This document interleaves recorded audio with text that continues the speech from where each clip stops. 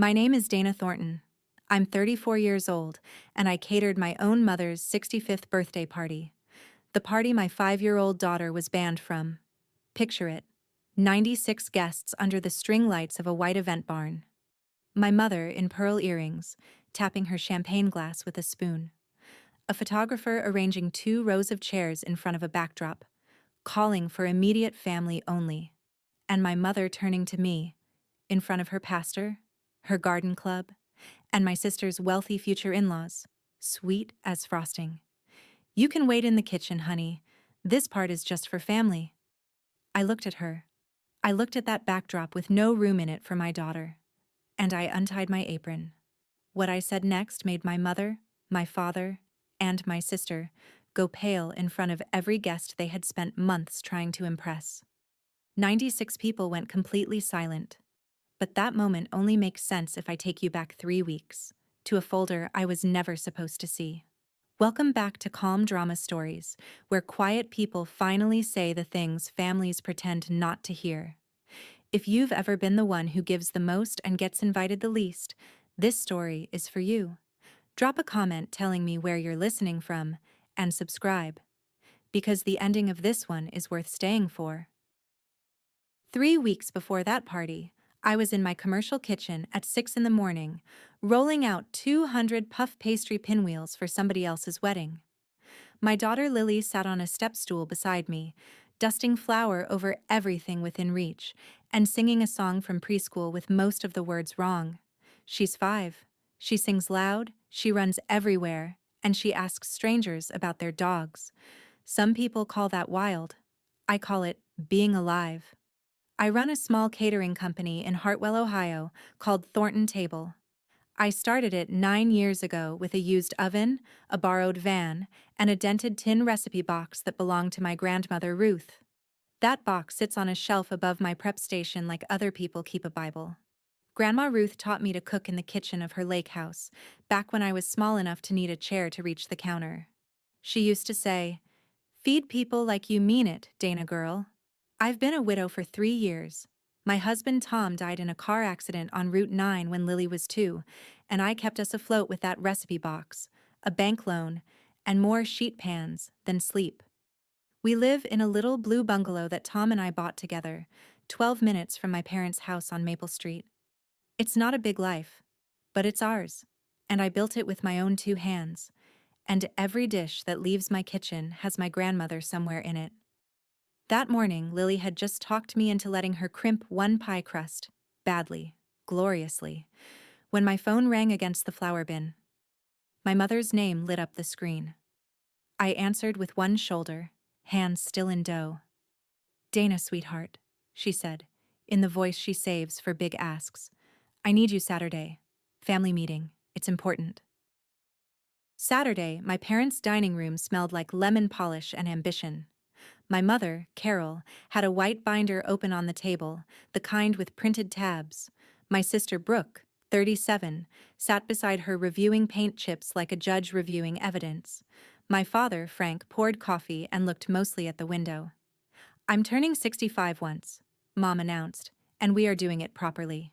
Properly meant the orchard house, the white event barn out past the county line. 90 guests, string lights, a 4-course menu built from Grandma Ruth's recipes, my grandmother's ham, her rolls, her apple stack cake. Mom flipped the binder toward me, tapped the menu tab with one manicured nail, and smiled. "And of course you'll do the food, sweetheart. That can be your gift." Not a question, a delivery notification. I did the math in my head the way other women count to 10. 90 covers, plated, staffed, 4 courses. That's not a gift. That's a small car. But I'd been feeding this family for 9 years. Every Christmas, every Easter, every funeral, and the sentence "you'll do the food" had stopped surprising me sometime around year 4. So I said what I always said. "Send me the guest list." Brooke slid a paint chip across the table without looking up. "The napkins should be this ivory. Sandra Whitfield hates bright white." Sandra Whitfield is Brooke's future mother-in-law, and I'll get to the Whitfields. Believe me. Mom beamed at both of us like a general whose army had saluted. Then she turned to the last tab in the binder, the one labeled photography, and her smile did something I didn't have a name for yet. It tightened at the corners, like a lid going on a jar. Which brings me, she said, to the delicate part. My father set down the coffee pot very quietly, the way a man does when he already knows what's coming. We've hired a professional photographer for the whole afternoon, Mom said. Miller and Lane, the good studio. Everything has to be perfect. She straightened the binder so its edge lined up with the table. Which is why Lily isn't coming. I honestly thought I'd misheard her. I asked her to say it again, and she did. Slower. The way you talk to a caterer who's behind on canapes. Lily is not coming to the party. She's too wild. She'll ruin the photos. Just like that. My daughter. Her only granddaughter on my side. Banned from a family birthday party like a dog from a wedding. Brooke studied her nails. Dad looked out at the tomato stakes in the yard. Nobody said a word in Lily's defense, and the silence had a rehearsed quality, like they'd already held this vote without me. She's 5, I said. She's a child, not a raccoon. Mom waved her hand as if swatting the point out of the air. Don't make it a thing, Dana, it's one afternoon. She won't even remember.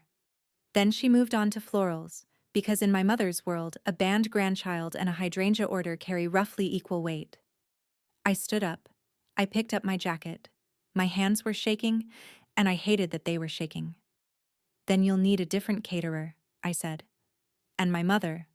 I want you to hear this part clearly. My mother smiled. Not an angry smile, a patient one, the smile of a woman who has already read the last page of the book you're just starting. Sit down, honey, she said. The contracts are already in your company's name. I stood there with my jacket half on, trying to understand the sentence. Contracts? Plural. Already. My name.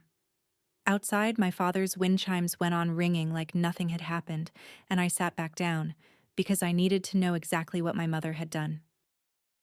Here's what she had done. 2 months earlier, my mother had booked the orchard house, the rental company, and the florist, all under Thornton Table Catering, my business. She'd used my vendor accounts, which she had access to because I'd once let her order flowers through my florist discount for a church luncheon. They gave us the vendor rate, she said, delighted with herself. Isn't that clever? Clever. If I canceled now, the cancellation penalties landed on my company, not hers. In a town the size of Hartwell, I'd also be the caterer who torched 3 local vendors 8 weeks before their biggest Saturday in June. My reputation is my payroll. She knew that. She'd known it when she typed my company's name into those booking forms.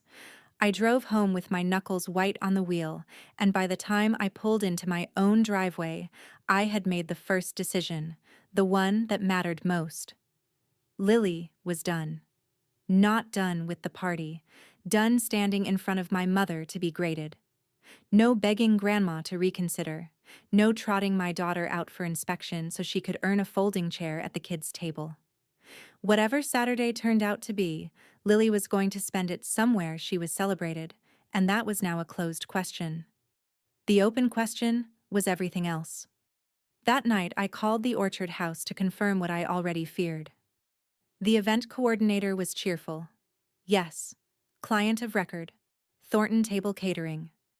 Yes, the deposit had gone through in April on my business card, the one my mother had borrowed the number from.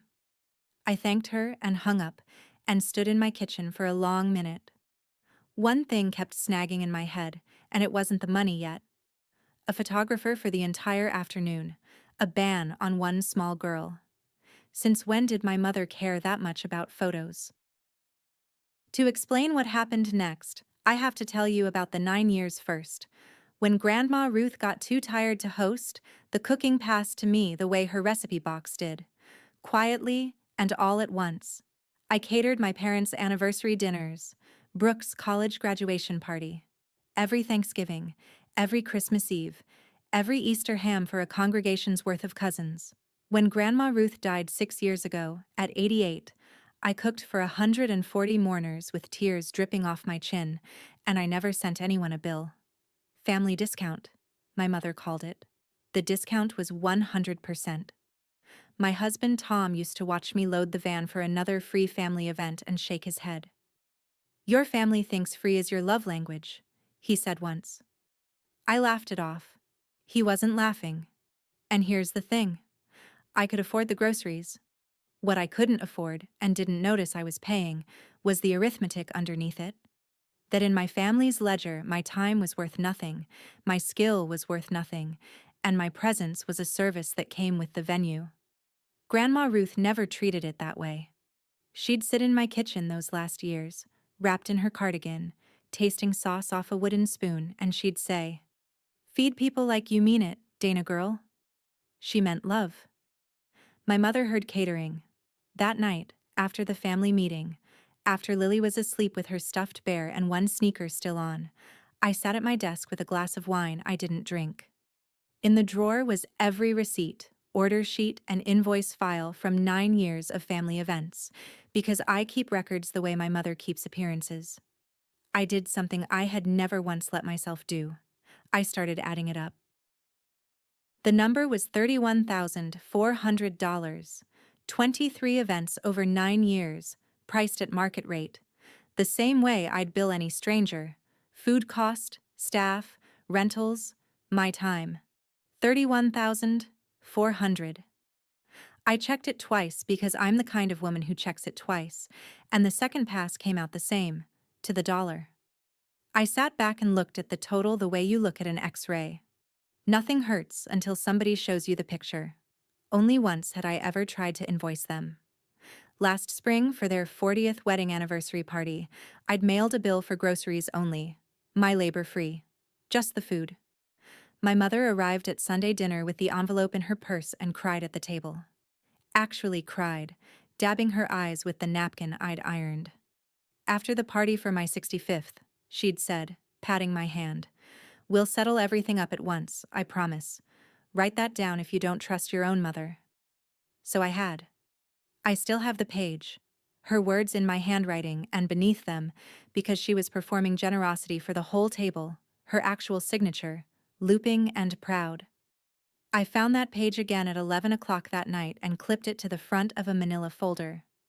I want to be clear about what I was doing, because it matters later. I wasn't building a bomb. I was doing what I do for every client who stops paying, organizing the file.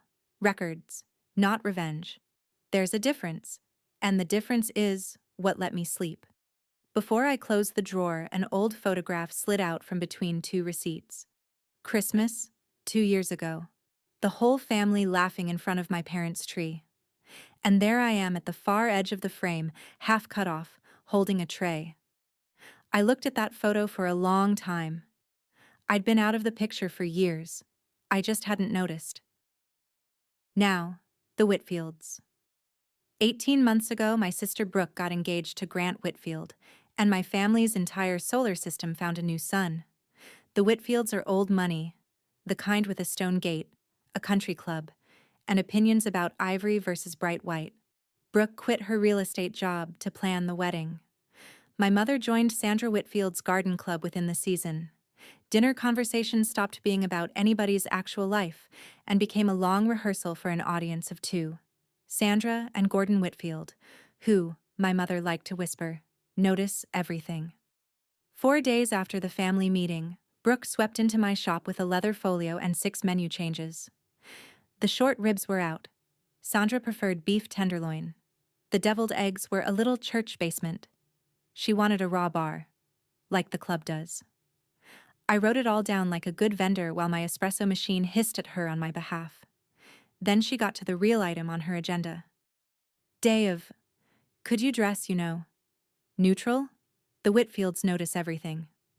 I looked up from my notepad. I'll be in a white chef coat, Brooke, cooking. Perfect, she said, relieved, as if I'd agreed to be wallpaper.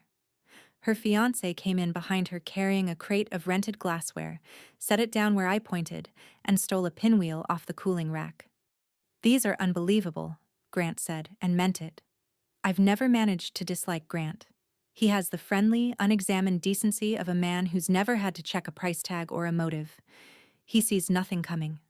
Ever. At the door, Brooke turned with her hand on the frame, almost as an afterthought. "Oh, Mom told you about Lily, right?" A beat. "Good. It's honestly for the best." The bell over my door jingled behind her, cheerful as ever, and I stood there holding a menu with no short ribs and a brand new question. For the best. Who's best? I made one last honest try at the front door before I started checking the windows. I called my mother that evening with a compromise so reasonable it embarrassed me to say out loud. Lily comes for cake and 1 hour of party, and I take her home before the photography starts. She wouldn't so much as touch a camera. My mother sighed the sigh of a woman beset by unreasonable daughters. The photographer says no children who can't sit still. It's his policy.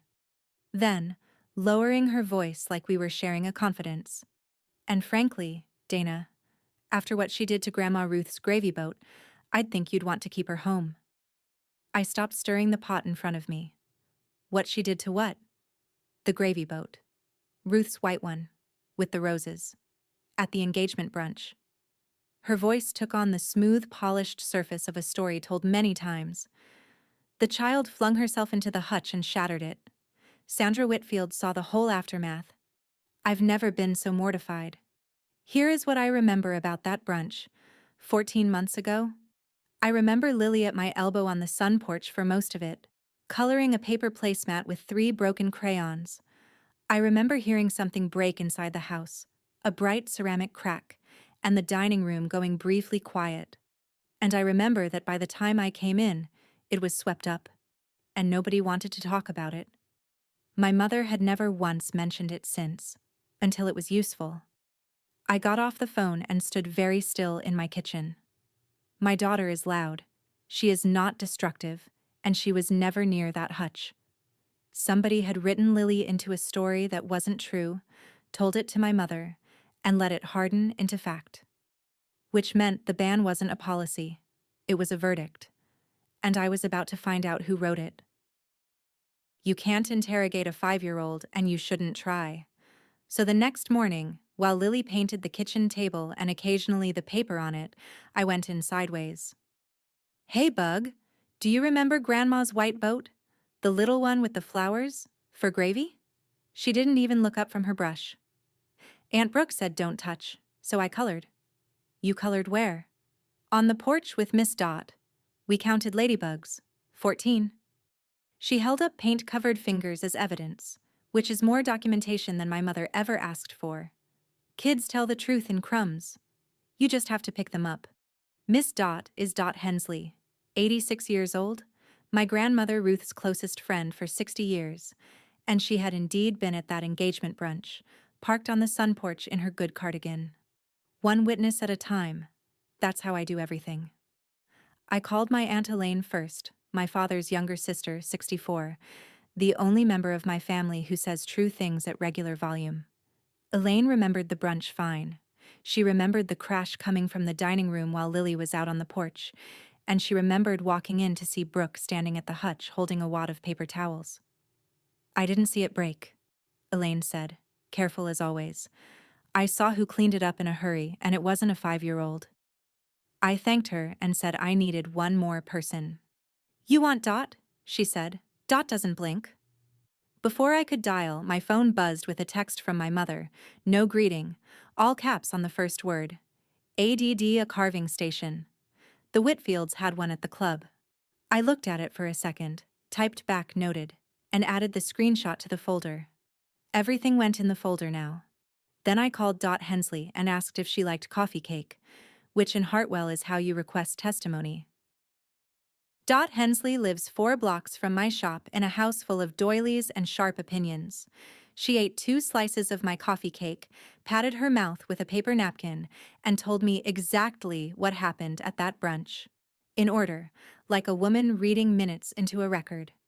She and Lily had been on the sun porch the whole late morning, counting ladybugs in a jelly jar. Through the doorway, Dot had a clear view of the dining room hutch. She saw my sister Brooke reach past it for her phone, catch the open door with her elbow, and knock Ruth's gravy boat to the floor. She saw Brooke freeze, look around, and start sweeping china into a napkin. "Then she told your mother she'd handle it," Dot said, And the next day, your mother's telling the garden club that poor little Lily flung herself into the hutch. Dot leaned forward, and her voice went flinty. That child was on the porch with me counting ladybugs. I told your mother so, to her face, that same week. She sat back. She didn't want it so. I'll tell you the truth. Of everything I learned that month, this one reorganized me the most, and not because of Brooke. Brooke broke a dish and lied. People do that. It's small and it's ugly and it's ordinary. What stopped me cold was my mother. She'd been handed the truth by Ruth's oldest friend, an eyewitness with no reason to lie, and she had set it aside because the lie was more useful. The lie gave her a banned grandchild with a cause. A policy needs a reason. A verdict only needs a story. Driving home, I kept circling one question, the same one from the night of the phone call, only now it had teeth. If the reason was manufactured, the ban was never about Lily. So what was it about? I confronted my sister the way I'd want to be confronted. Privately, calmly, with the facts in a row. I brought her a latte at the bridal boutique where she was between fittings, waited for the seamstress to leave, and told her what Dot saw. Brooke didn't gasp, didn't deny, didn't even set down her phone. She examined me for a moment, the way you'd examine a stain on a dress you're deciding whether to keep. She's 5, Dana. She'll forget the whole thing by Christmas. That's not an answer. It's the only one that matters. She finally put the phone face down, and for a second I saw something almost like strain around her eyes. You have no idea how much is riding on this party. Sandra Whitfield cares about family presentation. Her sister vets people. Dana. She vetted the last fiancé out the door. One chaotic kid in one photo, and suddenly, we're that kind of family. She's not one chaotic kid, I said. She's your niece. And you let a 5-year-old carry your broken dish for 14 months. Brooke's jaw set, and there she was again, my sister, smooth as a showroom floor. The gravy boat was an accident. The story just settled where it settled. I'm not relitigating it weeks before the most important weekend of my life. She checked her watch. A new one, thin and gold. Anyway, after Saturday, none of this will matter. She said it lightly, the way you'd mention weather, but it caught on something as it went past me. Not the wedding. The wedding was a year out. Everybody knew that. After Saturday, meaning the party. What exactly was Saturday going to settle? The seamstress came back with pins in her mouth. Brooke rose for her fitting like a queen for a coronation, and I left carrying an empty latte cup and a phrase I'd be turning over for days. Meanwhile, I did what a sensible woman does when she finds herself locked into contracts she never signed. I tried to unlock them. I went to my bank that Tuesday and asked to have my business card removed as guarantor on the bookings my mother had made. The manager was sympathetic and useless in the way only bank managers can be. Removing a guarantor required signatures from both parties on the reservation, mine and my mother's, plus a 30-day processing window. The party was in 18 days. I asked if there was any faster path. There was not. So I emailed my mother, politely and in writing, asking her to confirm the arrangement and the costs. Who had authorized the bookings? Who was covering what? What I got back was a 4-minute voicemail that never once mentioned money. It mentioned 26 hours of labor, which is how long she was in labor with me, a figure that inflates a little every year like a pension. It mentioned everything she'd sacrificed. It suggested gently that grief had made me transactional. I saved the voicemail to the folder and went to see Megan Price. Megan is my closest friend since 10th grade and a paralegal at the only real law firm in Hartwell. We talk over her kitchen table, which is where most of the justice in this county actually gets drafted. She flipped through my folder. The bookings, the guarantor forms, my mother's handwritten IOU from the anniversary party, and tapped the stack. Keep every receipt, she said. Paper doesn't cry. Then she pointed at one line item on the venue's final walkthrough schedule, faxed to me that morning as client of record. Photographer load in, 1 o'clock. Legacy set plus backdrop. What's a legacy set? Megan asked. I said I didn't know. I said it while something cold walked down the back of my neck, because whatever it was, nobody had mentioned it to the woman paying for the room it would stand in. That Sunday, my father showed up at my bungalow unannounced, the way he does, with a toolbox he didn't need, and a flat of tomato seedlings he did. My kitchen faucet had developed a drip only he could hear. While he took the fixture apart, Lily supervised from the counter, handing him washers with surgical importance, and then the two of them went out back to plant the seedlings in the bed Tom built this spring before he died. I watched from the window. My father is 68, a retired mechanic with hands like tree bark, and he taught my daughter to whistle that afternoon. Badly. But she got one clean note out and looked at him like he'd handed her the moon. This is the man I couldn't make sense of. The one who let my mother's verdict stand at every table, and the one on his knees in the dirt, letting a 5-year-old boss him around a garden. He came in for lemonade and stood at my sink, not quite looking at me. "Your mother," he started and stopped. He turned a washer over in his fingers like a coin. "The party's bigger than a birthday, Dana. There's things." He caught himself. The way a man steps back from a ledge he walked to on purpose. Whatever it was folded itself back up inside him. "Just make the ham the way Grandma Ruth did. The whole thing goes easier if the ham's right." He rinsed his glass, patted Lily's head, and left me standing in a kitchen that no longer had a drip but had developed a much bigger leak. My father knew something. He'd carried it to my house along with the seedlings, gotten it as far as the sink, and taken it home again. I didn't push him. I've since spent some nights wondering what would have happened if I had. But you can't open a man like a stuck faucet. And I had a party to cook. Now I have to back up 14 months because you need to know about the $18,000. It started with a phone call from my mother, crying. Real crying, the kind that scared me. Your father's heart. The cardiologist wanted to place a stent. There was a date on the calendar at St. Luke's. There were forms. And there was a gap insurance wouldn't cover. On top of that, the roof over their back bedroom had started coming in during storms. 18,000 would cover both. I want this part on the record. I did not just write a check. A widow with a small business does not have $18,000 of sentiment lying around. I asked for the paperwork, and they gave it to me without a flicker. A real cardiology consult with a real scheduling letter, Frank Thornton, procedure date set. A real roofing estimate from a real local company. I read every page and then I transferred the money and typed the word loan in the memo line, and my mother squeezed my hand and called me her rock. 3 weeks later, the procedure was postponed. The doctor wanted to try medication first, watch and wait. The roof could go another season. Why waste dry weather? I asked follow-up questions. I got smooth answers with medical words in them. And then a wedding season buried me, and grief is a fog, and life moved on the way it does. It wasn't until I was assembling my folder at midnight that I laid the scheduling letter next to my bank statement and finally saw what 14 months of trust had kept me from seeing. The procedure at St. Luke's had been canceled. Not postponed, canceled. I confirmed it later. 2 days after my money landed in their account. 2 days. Postponed. My foot. Somewhere, $18,000 of mine had gotten up from the table, put on its coat, and walked off to do something else entirely. While I was quietly excavating the past, the present kept sending invoices. The guest list went from 90 to 96. The carving station became a carving station plus a raw bar, like the club does. My mother took to approving canapes over video call, holding her phone so close to each tray that I mostly catered to her left eyeglass lens. 17 days out, I finally said the number out loud. Not the 9-year number, just this party. "Mom, this menu is $11,000 at cost, before staff."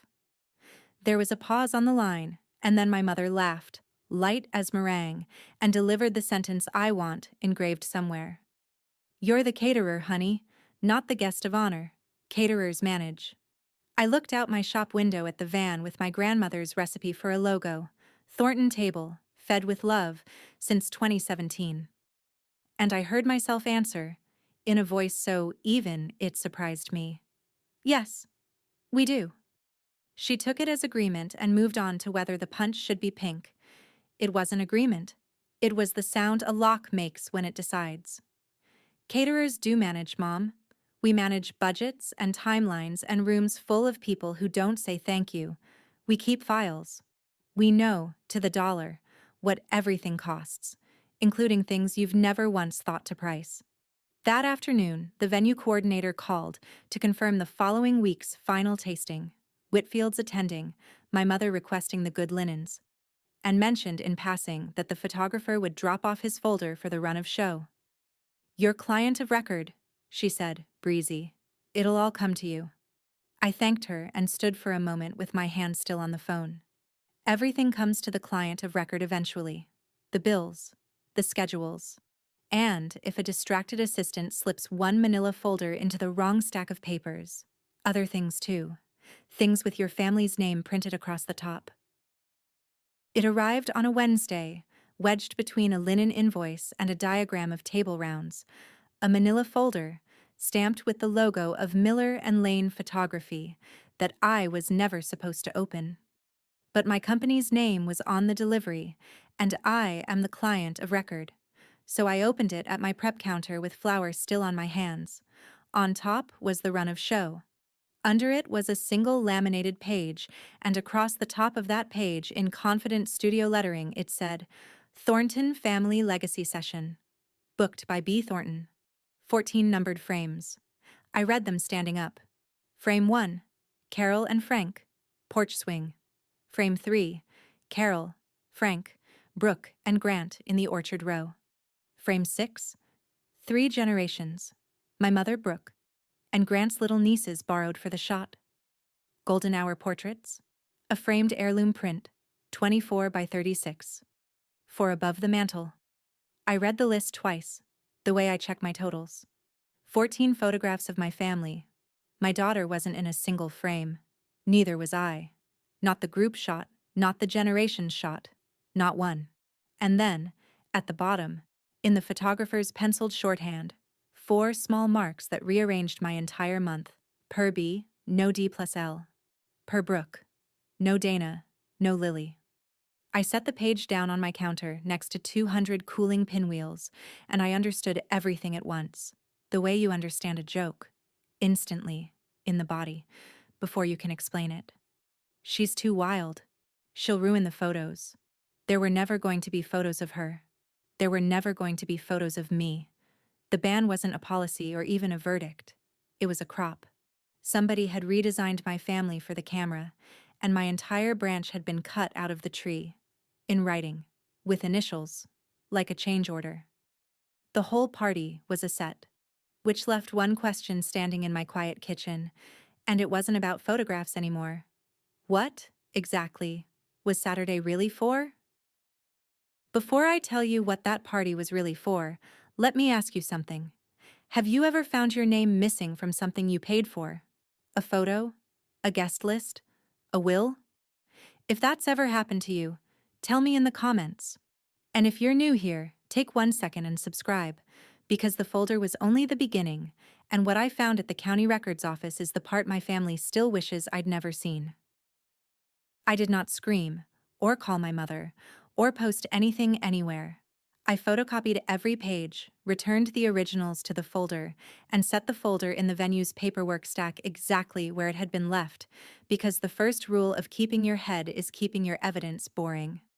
Then I called my Aunt Elaine and asked her one question, plainly. Is Saturday about Mom's birthday?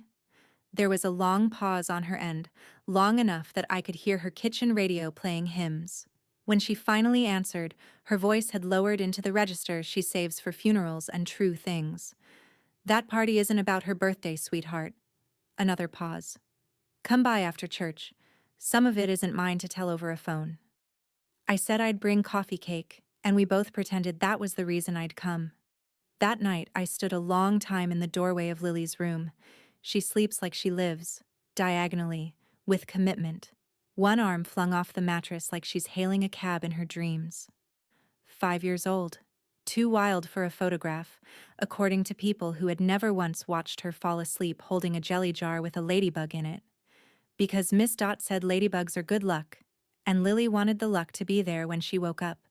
Standing in that doorway, I felt the shape of the thing I was going to do begin to settle in me. Quietly. In order. With receipts. No screaming matches on lawns. No dramatic phone calls for relatives to replay at holidays. I would do this the way I do everything. The way 9 years of thankless tables had trained me to do it. They had taught me to manage. They were about to find out what a caterer manages. But first, I needed Elaine's kitchen, and the part that wasn't hers to tell over a phone. Meanwhile, I had legitimate business at Miller and Lane Photography. As the caterer, I needed backdrop dimensions so my staff wouldn't wheel a dessert cart through the middle of golden hour. That's a real reason, by the way. I've had a bride's cousin back a cake table into a photo booth. You plan around cameras like you plan around fire exits. The studio smelled like new carpet. While the receptionist pulled the floor plan, I made small talk, which in a town like Hartwell is simply how information travels. The legacy session, she confirmed brightly, was their premium package. 3 hours, 2 photographers, the heirloom print for above the mantel. $3,000, and worth every penny. Booked back in February, deposit paid by check. The Thorntons on Maple Street, she said warmly. Lovely family. February. I kept my face pleasant, a skill you develop plating 400 canapes while a mother of the bride critiques your posture. February was 10 months after my $18,000 had gone out to rescue a heart and a roof, and neither had been rescued. A $3,000 deposit paid by check from a household that had cried poor to me across a kitchen table. Whose signature was on that check? I didn't ask. Receptionists confirm bookings. They don't hand you bank records, and I wasn't going to make anyone uncomfortable on my account. But I wrote the date in my folder in the parking lot, and I sat there a minute, doing the quiet arithmetic that had become my second job. My phone rang while I was still holding the pen. Brooke, no hello. The 3-tier cake was out. Sandra found tiers, a little bit prom. It would need to be a naked cake, with fresh flowers. Could I manage that? Of course, I said in my even voice, watching the studio door in my rearview mirror. I can manage that. She hung up without saying thank you. 15 days to Saturday. That evening, Lily was at the kitchen table working on a masterpiece in crayon. Our house, plus a dog we do not own, rendered in optimistic purple. Without looking up, in the offhand way children detonate things, she asked, "Is Grandma mad at me?" I put down the knife I was holding. "Why would you think that, Bug?" "Aunt Brooke said big parties aren't for wild girls." She said it evenly, still coloring, the way kids repeat weather reports from the adult world. No self-pity, just data. She'd overheard it somewhere, or been told it straight. It didn't matter which. It had gotten in. I came around the table and knelt down to her eye level, because some sentences you deliver at eye level, or not at all. "You are not wild," I said. "You're alive. There's a difference, and the people who can't tell the difference are not in charge of you." She considered this with the seriousness of a Supreme Court. "Miss Dot says I'm a firecracker." Miss Dot is correct. Can firecrackers have their own party? And that's when I told her about Saturday, not the part she'd been banned from, which she will learn someday, from me, when she's old enough to hear the whole story. I told her about her party, sprinklers in the backyard, mud officially permitted, her 3 best friends from preschool, and Aunt Elaine bringing ice cream, and hot dogs for lunch with no vegetables of any kind. Her eyes went wide and she abandoned the purple dog mid-leg. "Is it my birthday?" "Nope, it's a just because party." "Because why?" "Because you will not spend that afternoon anywhere near people who grade you, baby. Because she's too wild. She'll ruin the photos" is a sentence about their smallness, not yours. Out loud I said, "Because you're mine." She accepted this and returned to her dog. Somewhere across town, my mother was approving linens. I was done applying for a folding chair at her table. Late that night, I spread everything across my desk like a caterer laying out a plated course. The 9-year ledger, $31,400.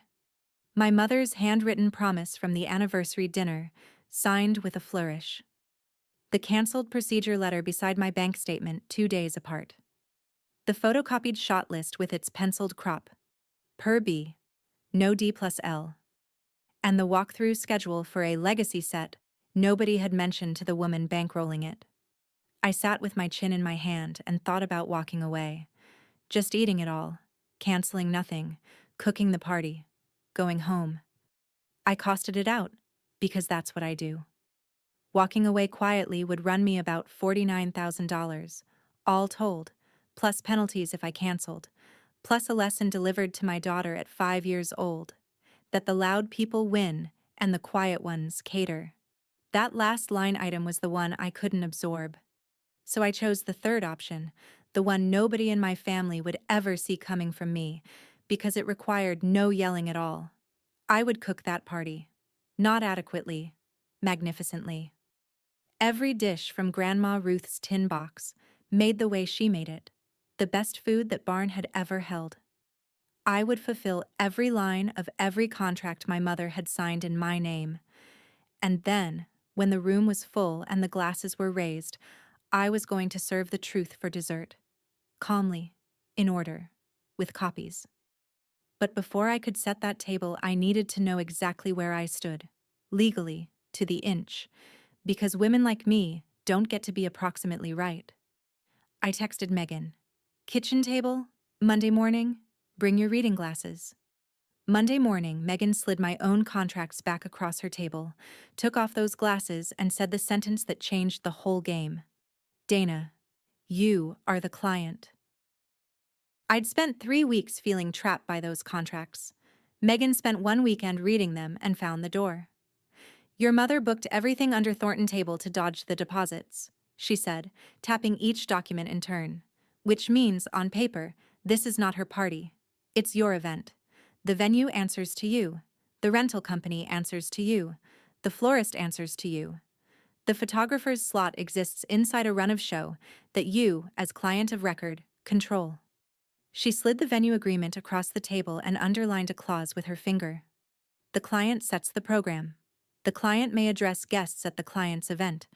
The client approves, or declines, any charges added after signing. She built the cage, Megan said, and then she put your name on the deed to the cage. I sat back. 3 weeks of feeling cornered, and the corner was a throne with my name on it. Then Megan put on her careful voice, the paralegal one. Now, whatever you're planning for that microphone, if you state facts, and you can paper every fact, there's nothing anyone can do about it. Truth is a complete defense. Don't speculate. Don't diagnose. Don't call anybody a thief. Read documents. You're good at documents. I told her the truth. I wasn't planning to cancel anything, or torch anything, or scream. I was planning to deliver everything. The ham, the rolls, the naked cake with fresh flowers, every contracted item, executed in full. Including, I said, the bill. Megan grinned at me over her coffee like we were 16 again, and I'd finally talked back to somebody. Then her face changed, the way it does when she's holding a card she wishes she wasn't. She turned her laptop around to face me. One more thing, she said. Before you finalize any plans, you should see what got filed at the county recorder's office. On Megan's screen was the county auditor's parcel page, public record, searchable from anybody's kitchen. The lake house at Birch Lake, current owners Frank and Carol Thornton. And beside it, Megan's sticky note. Because in a county like ours, the title office on Court Street books its notary slots through half the law firms in town, and schedulers talk. Quitclaim deed, Thornton to Thornton. Grantee, Brooke E. Thornton. Grandma Ruth's lake house. The kitchen where I learned to cook standing on a chair. The porch where she taught me that you feed people like you mean it. The one place on this earth where I was never once out of frame. My parents inherited it when Ruth died, and now it was sliding, quietly, to my sister. The notary appointment was already on the books. Monday, June 15th, 9 a.m., 2 days after the party. I sat very still and let the pieces click, because click they did, one after another, like place settings going down. Saturday. A golden hour legacy session, a wall-sized family portrait, a barn full of witnesses watching the Thorntons glow, attendance carefully edited, the Whitfields reassured, the engagement cemented. And then Monday, 9 a.m., before the flowers even wilted, the house signed over, the future notarized, the whole arrangement sealed. After Saturday, none of this will matter. That's what my sister had told me at the boutique. She thought Saturday was their finish line. She had no idea I was the one holding every contract they'd be celebrating under. Let me be honest with you, because this story only works honest. The lake house was my parents' to give. That's the law, and I never planned to fight it. What I could decide, the only thing I could decide, was whether they'd sign it in a fog of lies or in daylight, in front of every witness they'd invited to watch them shine. The party was Saturday, 4 o'clock, toast at 5, portraits at golden hour. The clock had been theirs all along. Now it was mine too. Thursday was the final tasting at the Orchard House, and the Whitfields came. Sandra in linen the color of expensive sand, Gordon with a handshake like a bank vault door. I'd set a long table with 6 courses in miniature. Grandma Ruth's ham glazed dark and glossy, her yeast rolls, the trout, the tenderloin Sandra had requested, and her apple stack cake sliced thin as hymnal pages. My mother swept in wearing hosting perfume, kissed the air near Sandra's cheek, and began conducting introductions like an orchestra. The venue coordinator, the florist, and then me, in my chef coat, holding a tray. "And this is Dana," my mother said, with a gracious little wave, "our caterer. She does all our little events. Our caterer." I watched the sentence land on Sandra Whitfield, watched her file it, and watched a small crease form as the filing failed. "Oh," Sandra said, looking from my mother's face to mine, which, inconveniently for everyone, share a chin. I thought, "Aren't you the sister?" One beat of silence, the kind my mother can produce on demand. "She's the food person, yes?" Mom said smoothly, and touched Sandra's elbow. "Brooke, show Sandra the orchard row before the light goes." And they moved off in a rustle of linen, leaving me holding my tray. Here's the thing about that moment. It didn't wound me the way it would have a month before, and that's how I knew I was changed. You can't insult the help when the help holds the deed to the evening. I refilled water glasses with a steady hand and let the room believe what it liked. Grant stayed behind, working on a second slice of ham like it required his full attention. "This is Grandma Ruth's recipe, right?" he asked. "Brooke never talks about her." I looked at him, friendly, oblivious, decent Grant, and said, "No, I don't imagine she does." Friday night, 8 days out, I finished building the folder.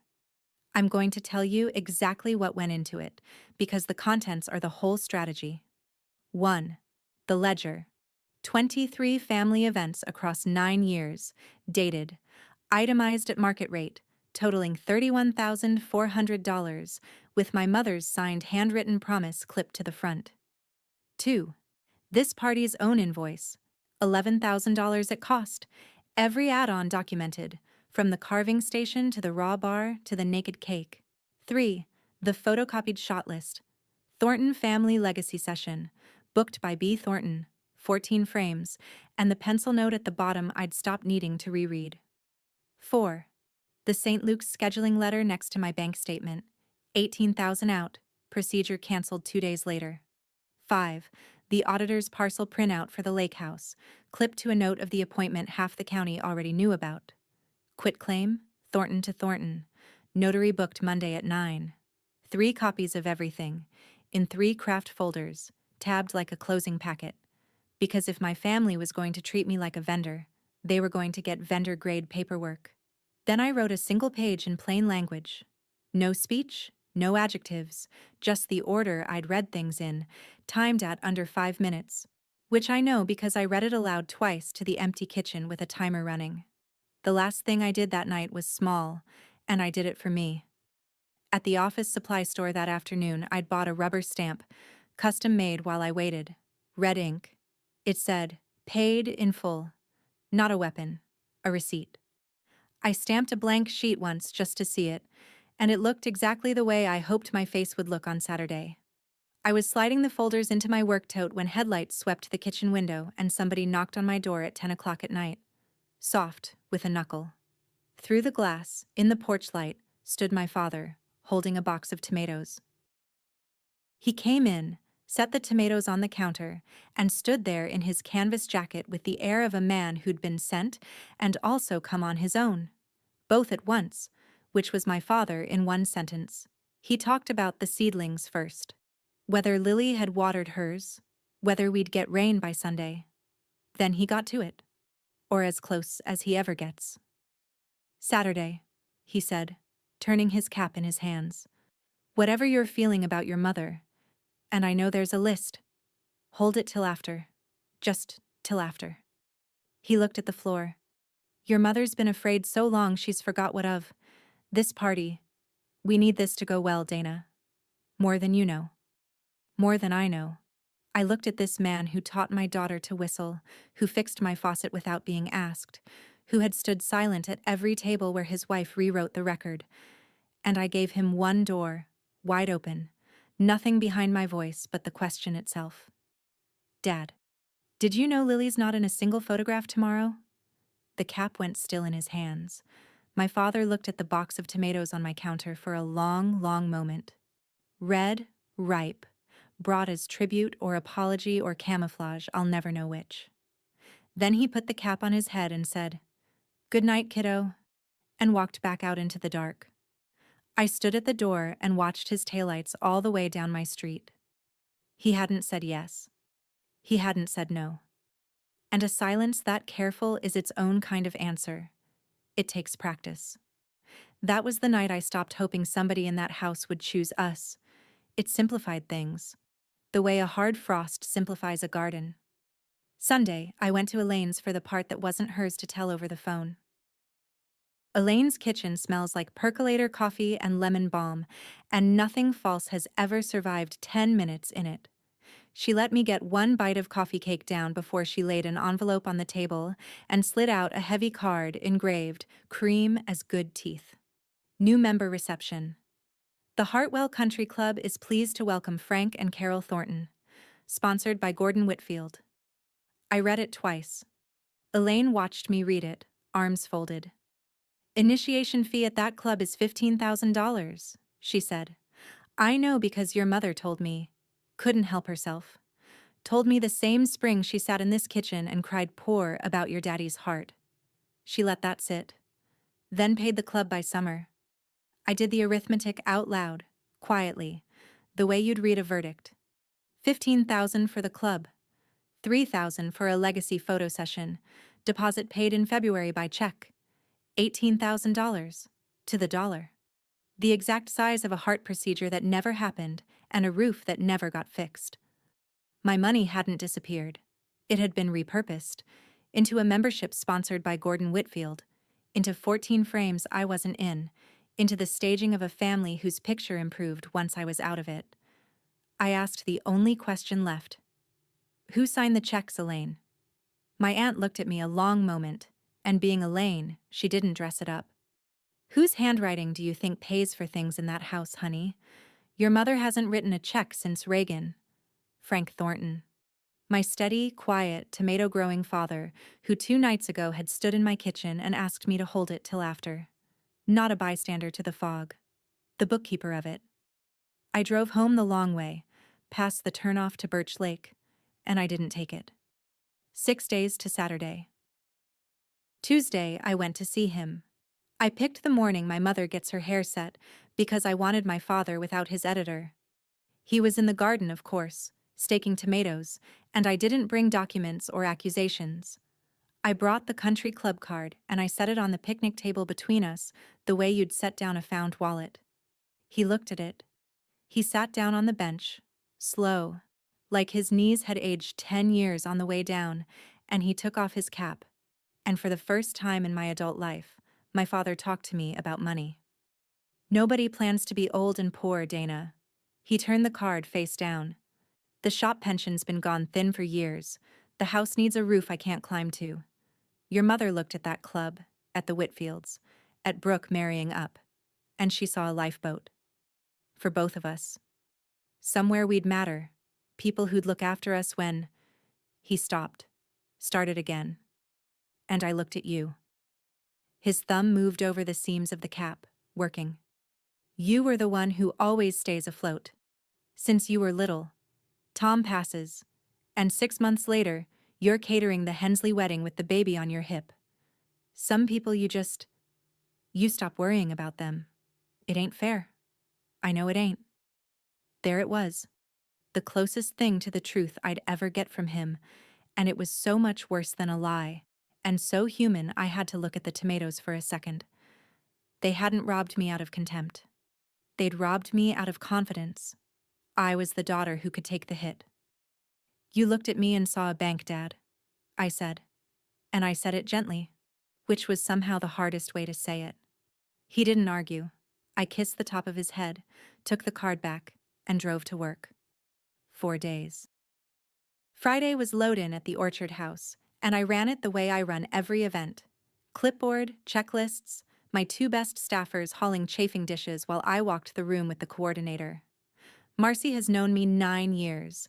I catered her daughter's quinceañera during a thunderstorm and once fixed her fuse box mid-reception with a cake server. When I handed her my amended run of show, 1 new line, neat, right after the birthday toast. A word from the caterer. She read it, looked at me for a moment, and clicked her pen. Your event, Dana, she said. Your program. That's the entire conversation. Regular people don't need speeches to know which way is up. On the drink station, I found a stack of printed programs, heavy cardstock, Brooke's doing. Nobody prints programs for a birthday party, but nobody stages a legacy session at one either. Thornton Family Legacy, 65 years of grace. Below it, the schedule. Toast at 5, followed by family portraits, immediate family only. I read it, folded 1 copy into my apron pocket, Exhibit 6, and set the rest back down square. Home by 9. Elaine had taken Lily for a sleepover. Part 1 of the Just Because party, involving ice cream for dinner, a fact I was told about only after negotiations had closed. My house was so quiet I could hear the refrigerator hum. I ironed my white chef coat and hung it on the door. I packed the 3 craft folders into my knife bag, next to the steel and the good boning knife, which felt about right. Last, I took Grandma Ruth's tin recipe box off its shelf to bring along. Her ham deserved her box in the building, and there was a display table that needed something real on it. Grandma, I said to the tin, out loud, alone in my kitchen, tomorrow I'm serving your ham. And the truth. Both from scratch. Before we get to Saturday, one quick thing. If somebody in your family has ever treated your giving like a subscription they never had to pay for, type the word receipts in the comments. I read every one of them, and I want to know I'm not the only one who finally added it up. All right, the party. Saturday, 4 o'clock. The Orchard House filled up like a church on Easter. 96 guests. Pastor Hale from First Methodist. The entire garden club in florals. Ruth's old bridge circle, wobbly and bright-eyed, led by Dot Hensley with her cane and her good brooch. The Whitfield table sat center right. Sandra, Gordon, Grant, assorted silver cousins, under the string lights, and the whole barn smelled like my grandmother's kitchen because I'd baked her rolls in-house that morning and glazed the ham twice. People found me at the service line all evening the way they'd report a miracle. Dot gripped my wrist with her small, strong hand. Ruthie's ham, she said. 60 years I've been trying to get that glaze out of somebody. Then she peered past me toward the barn doors, and her face did what faces do when a count comes up short. Where's our Lilybug? I said. Lily was at her Aunt Elaine's, having her own party, and Dot studied me for a second too long. She'd heard something then. The bridge circle had all heard something. I watched the question move from table to table among Ruth's old friends like a draft nobody could find the source of. No Lily? At a family party? My mother, meanwhile, was luminous. I'll give her that. You'd never have known the woman was 65 and terrified. She floated between tables in dusty blue, laughing at Gordon Whitfield's golf stories, one eye always on the photographer, who was quietly building his set by the stone fireplace. Umbrella lights, 2 rows of chairs, a backdrop the color of heirloom cream. Brooke checked her lipstick in a butter knife. At 4:55, the photographer's assistant started aligning the chairs with a tape measure. A tape measure. I dried my hands on my apron, touched the knife bag under the service table once, the way you'd touch a rabbit's foot, and heard a spoon begin to ring against crystal. My mother stood at the head of the room with her champagne glass raised, pearl earrings catching the string lights, and gave a toast I'd bet money she'd rehearsed in the bathroom mirror since April. She thanked everyone for 65 wonderful years. She thanked Pastor Hale for his guidance, the Garden Club for their friendship, and the Whitfields, a small bow of the head, for welcoming our Brooke into such a wonderful family. She talked about family the way brochures talk about lakefront property, legacy, blessings, roots, and branches. She did not mention the branch she'd had removed, or the 5-year-old at this moment eating ice cream at Elaine's, or the caterer standing by the service line in whites, which is to say she did not mention the 2 people in her family who had actually paid for the evening.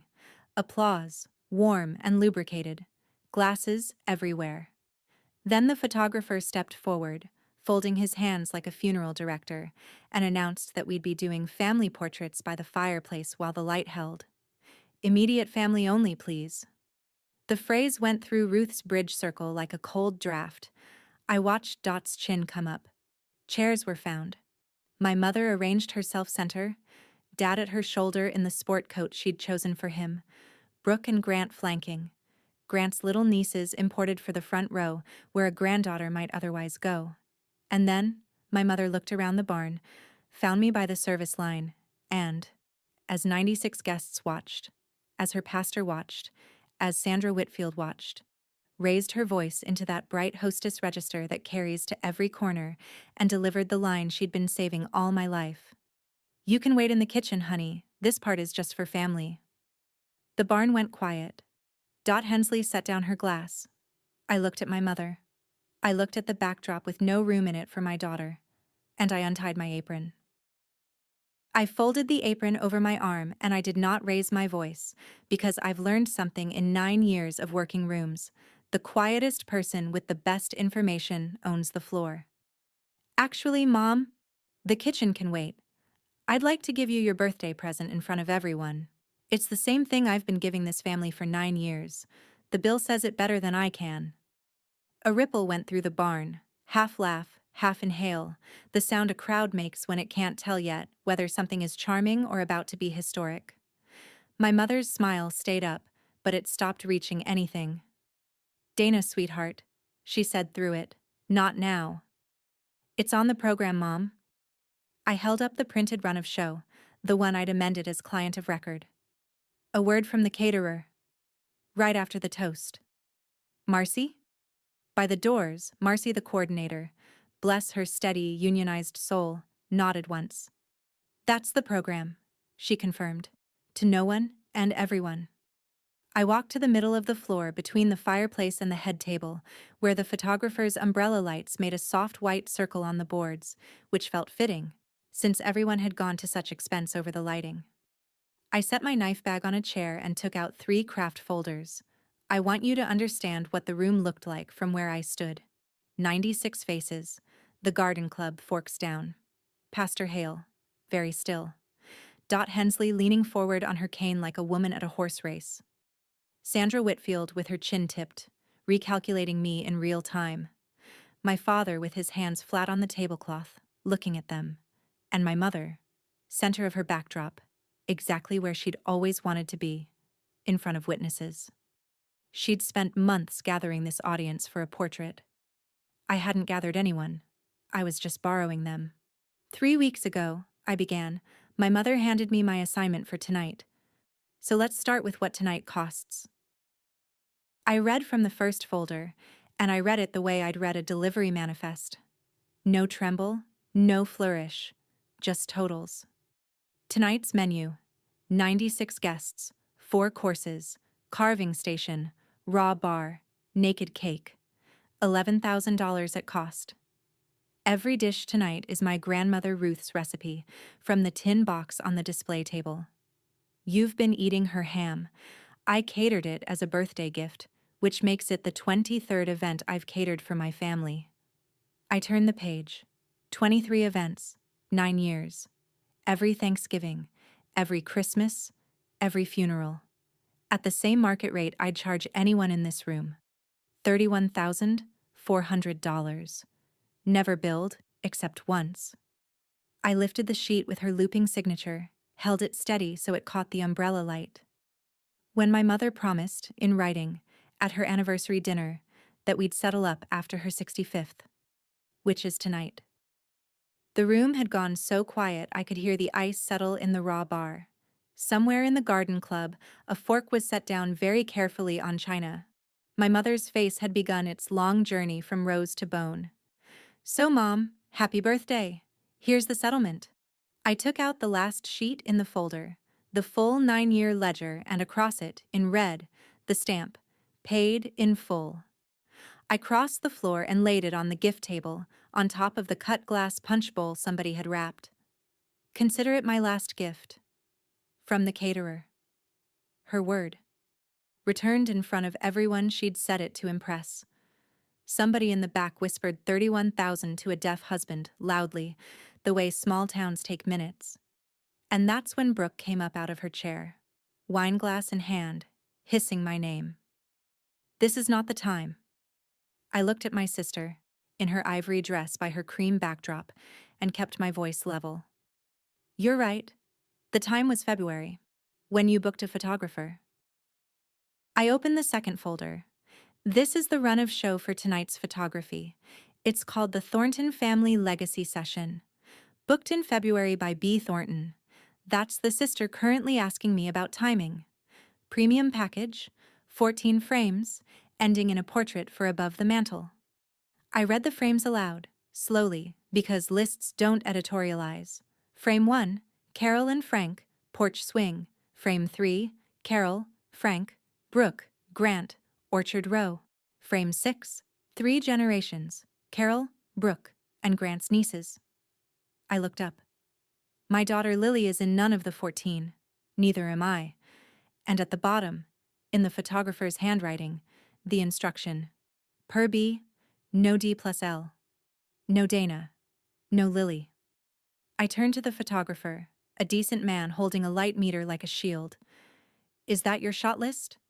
He glanced at Brooke, at my mother, and then did the only thing a professional can do. "That's the booking as ordered, yes ma'am." Ordered. The barn took that word and passed it around. 3 weeks ago, I said, still level, my daughter was banned from this party. I was told, quote, "She's too wild, she'll ruin the photos." I let my mother's own sentence stand in the air of her own party. There were never going to be photos of her. Wild had nothing to do with it. A 5-year-old was cut from this family in pencil, and the story about the gravy boat was the cover. And then, from the bridge circle, came the sound of a cane striking barn floor. Dot Hensley rose, all 5 feet of her, brooch blazing. "And she never touched that gravy boat," Dot announced, in the voice that has closed church rummage sales for 40 years. "That child was on the porch with me, counting ladybugs when it broke. I told Carol so that very week. I'll say it louder now." 96 heads turned from Dot to my sister. Sandra Whitfield turned to Brooke very, very slowly, the way tide goes out. "Which brings us," I said, "to the money." I opened the third folder and set its contents on the head table, piece by piece, facing out, like a place setting. 14 months ago, I loaned my parents $18,000 for a heart procedure at St. Luke's and a roof. Here's the scheduling letter I was shown.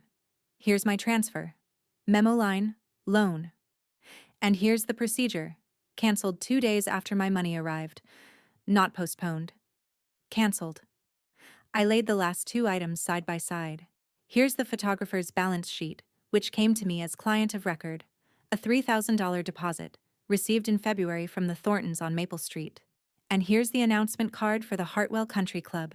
New members, Frank and Carol Thornton. Sponsored by Gordon Whitfield. Initiation, 15,000.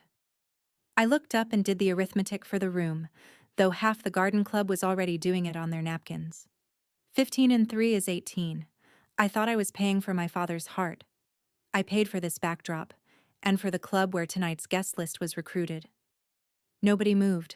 Then Gordon Whitfield stood up, unhurried, buttoning his jacket, a man closing a meeting, and bent to Sandra, and his voice was quiet, but Barnes carry. "We'll call the Thorntons Monday." The Whitfields gathering their things made a sound like the tide of the evening turning, and my mother broke. Not into apology. I want to be precise, because you've met women like my mother. She broke upward into performance, both hands pressed to her pearls, voice climbing to the rafters. "After everything this family has sacrificed for you," she cried, mascara beginning its descent, turning to her audience, to her pastor, to the leaving Whitfields, to anyone still buying. "I am 65 years old, this is my birthday," and she comes here with folders. Folders. Of everything to be accused of, she chose the paperwork. My mother, wronged at last by a filing system. I let her run. That was the strangest mercy of the night, and the most useful. Every second my mother spent performing, the room got a longer look at her. But while she performed, I turned to the person I actually needed, the one sitting motionless at the head table with his hands flat on the cloth, in the sport coat she'd picked for him. My father. The man who brought me tomatoes at 10 o'clock at night and asked me to hold it till after. The whole barn seemed to understand before I said a word. Even my mother's voice faltered off into hitching breaths. I asked it quietly. In a room that size, quiet is the loudest register there is. "Dad, did you know Lily wasn't in a single frame?" My father looked at his hands, mechanic's hands, scrubbed for the party, nails still faintly shadowed after 40 years of engines, hands that had signed every check in that house since before I was born. The silence went on so long that somewhere behind me the umbrella light buzzed, and then my father raised his head, and he looked at me. Not at Mom, not at the pastor, at me, and he said, "We needed this to go well, Dana." That was all. No denial. "No, I didn't know about the pictures, kiddo." The one sentence a careful man permits himself, and it answered everything. The checks, the shot list, the club, the fog. My mother went pale in her way, theatrically, swaying, reaching for a chair back. Brooke went pale in hers, furious, cornered, doing engagement math. But my father went pale like an honest man finally caught in the one lie of his life, gray and quiet, all at once, and that was the one that cost me. I nodded at him. Once. The way you close a ledger. "Now I know," I said, and I turned back to the room, because I had one page left and I intended to be done by dessert. My mother found her second wind, and this time she aimed it at me personally, which everyone in that barn will remember, because a woman who will say anything eventually says everything. "You've always resented your sister. Always. You couldn't stand that Brooke made something of herself." Her voice pitching higher with each clause.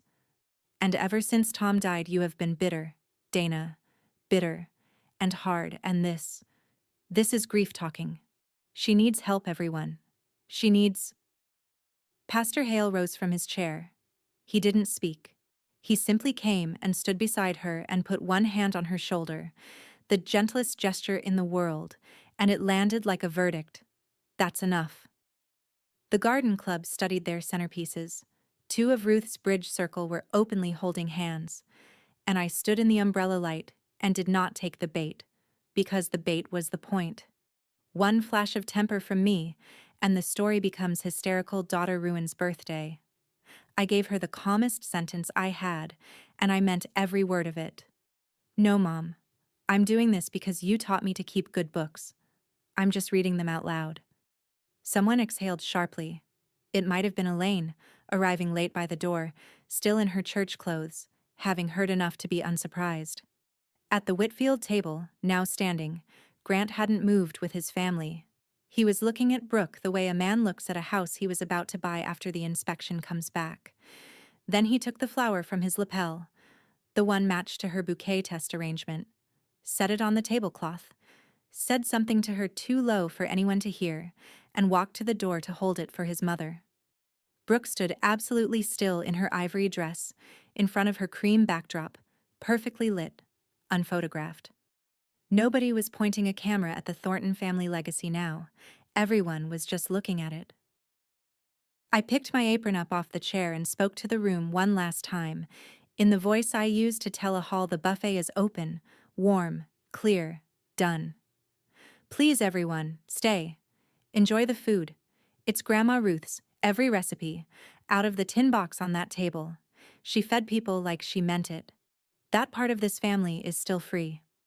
Then I turned to my parents, and I lowered my voice to just us, though just us now included 96 witnesses, which was the entire point.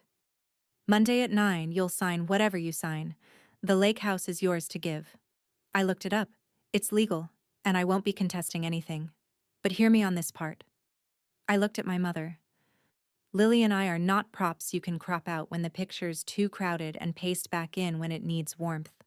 As of tonight, Thornton Table's family account is closed, permanently. You want a caterer? Hire one. You want a daughter? That ship sails Monday at 9, and you know exactly what it would cost to hold it. One phone call, one canceled appointment, one truth told to that girl's face. She stared at me, mascara mapped across her powder, and said nothing, and her nothing was its own signature. Then I did the part I'd promised myself I wouldn't soften. I took my house key off my ring, the spare I'd given my father years ago, the one he used to let himself in and fix things I hadn't asked about and leave vegetables on my counter, and I set it on the tablecloth in front of him, next to his coffee cup. Sundays are done, Dad. She asks about you. I'll tell her you love her. Because that's true. It's just not enough. My father looked at that key the way men look at a folded flag. Last, I lifted Grandma Ruth's recipe box off the display table and tucked it under my arm. This comes home with us. I folded my apron square, laid it beside the stamped ledger on the gift table. Apron and invoice, the uniform and the bill, everything I'd ever given them in one still life. And I walked toward the barn doors. I did not hurry, and I did not look back, and my heels on that plank floor were the only sound in the building. Then, behind me, wood scraped. A cane found the floor. Dot Hensley was up, brooch first, chin high, coming after me at her own unbudgeable pace. And one by one, Ruth's whole bridge circle rose behind her and gathered their good purses. They didn't storm out. Women that age don't storm. They departed, which is worse. Each one paused at the door to thank me, loudly, formally, the way you'd thank a hostess. Wonderful evening, Dana. Ruthie's ham was perfect. You tell that lilybug Miss Dot has a jar for her. Then 2 garden club tables rose, apologetic and unstoppable, murmuring about sitters and long drives. Marcy, the coordinator, held the door with a face of perfect professional neutrality and eyes like a standing ovation. Press and nobody at all in the frame beside her. They'd built the whole evening to be photographed. It ended with a set, a stool, and no family in the picture. Lily's party, the next morning, was the exact opposite. And it's the only part of that weekend I keep framed. Sunday morning, my backyard hosted the social event of the season. 6 5-year-olds, 1 sprinkler, unlimited mud. Elaine brought 2 gallons of ice cream and Dot Hensley arrived with a jelly jar, because a promise about ladybugs is still a promise. Lily wore her swimsuit and a paper crown and ran the whole thing like a tiny wet mare. Hot dogs for lunch, 0 vegetables, as contractually agreed. Too wild for their photos. Exactly wild enough for a real childhood. The only picture I took all weekend is the one over my desk now. Lily mid-leap through the sprinkler, airborne, shrieking with joy, completely blurred. Best photograph in the family. Monday at 9, the deed got signed anyway. I told you this story would stay honest. The lake house went to Brooke. And then, over the following month, the rest arrived on its own schedule, the way consequences do when you don't chase them. The wedding was postponed indefinitely, Elaine's phrasing, over coffee cake, with one eyebrow doing the editorializing. The country club, I'm told, tabled my parents' membership pending sponsor review, which is club language for the Whitfields taking their name off the lifeboat. And 3 weeks after that, a listing appeared online. Lakefront cottage, Birch Lake, priced to move. Brooke, saddled with wedding deposits and no wedding, was selling Grandma Ruth's house to cover the bills for a legacy that never made it to Labor Day. The house where I learned to feed people like I meant it. Sold by the one member of the family who never once turned on its stove. I let myself grieve that for exactly one evening.